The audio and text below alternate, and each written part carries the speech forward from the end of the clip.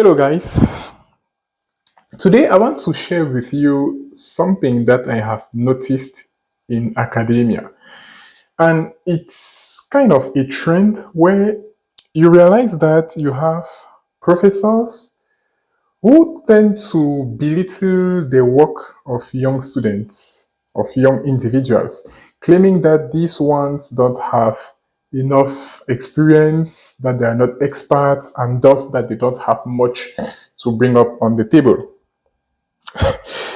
It's very funny, and I want to say that it's a stupidity. It's completely stupid. Now, first, let's clarify a few things here. Experience indeed is something very valuable, okay? You get it after exploring so many different paths, after trials, errors, hustling, and this typically takes years. You don't get this overnight. But when you are starting out, you don't have this experience, right? It's but just normal. But that doesn't mean that you cannot produce anything valuable, anything revolutionary. The experience, you grow into it over time, but innovation, it doesn't work like that. You can bring that on the table right now. I mean, the very instant you begin, the first day, your first lesson, the first hour that you start, you can innovate. Yes.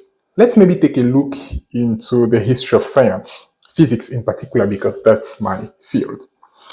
Isaac Newton, for example, was in his 20s when he proposed his ideas about gravity, about calculus, right? He didn't have much experience. I even want to say that he had little experience, but he had a very brilliant mind that enabled him to forward brilliant ideas, and this revolutionized physics. Let's take another example, Albert Einstein. When he proposed his ideas on space, time, gravity, that completely revolutionized our understanding of time, space, and gravity as a whole. He was a clerk working at the Swiss Patent Office, right? He didn't have much experience, but he produced works that impact our understanding of the universe till the instant I am recording this video. I could take many other examples, but let me just limit myself to these two. And you can realize that these two, they were not the most experienced at the time when they forwarded their ideas, their works, when they published their works, but they were able to revolutionize a field because they had bold, original thoughts and, above all, a profound desire to challenge the accepted truths of their time. And I think that's what innovation actually is all about. Seeing what others overlook and questioning what others take for granted, right? What others just accept without questioning. I even want to add that sometimes inexperience is a great asset because the more experience you have, the easier it is to get locked into some modes of thinking, right? But when you are new, your mind is still fresh, you have nothing to lose. So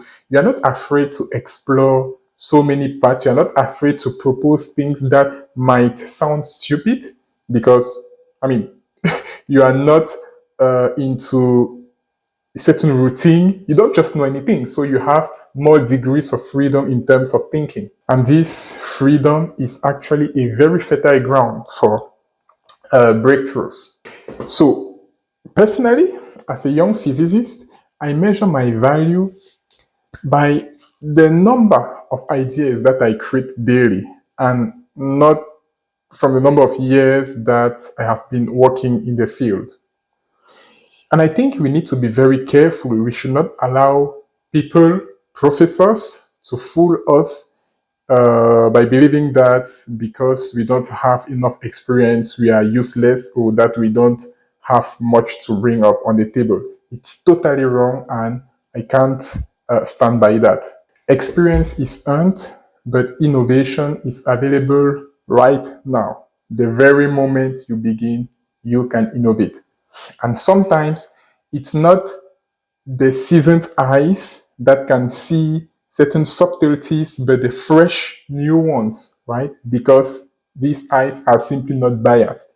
And I think that's a very, very important aspect that we should take into consideration.